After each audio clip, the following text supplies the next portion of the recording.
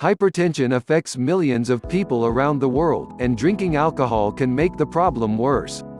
Alcohol raises blood pressure in healthy people, but if your levels are raised to start with, it only makes the problem worse.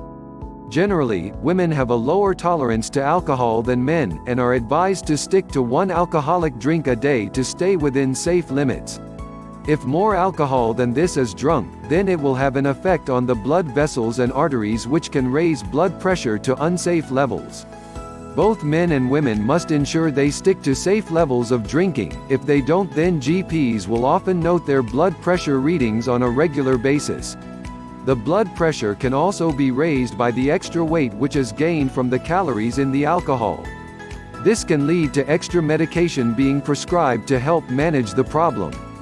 If a patient is taking blood pressure medication, then any alcohol which is drunk can have a negative effect on the prescribed medication. It is common sense, therefore, to reduce or cut out alcohol. If you can't stop drinking completely, then try to reduce your intake to a minimum. A good tip is to make sure you're not drinking every day. Alcohol and hypertension medication don't mix well, and drinking should really be avoided if possible so as not to affect the medication, otherwise complications can occur. If you are drinking more than is sensible, then it would make sense for you to seek help for your addiction to alcohol. If your GP says you should cut out drinking when taking your medication, then you need to listen to this advice.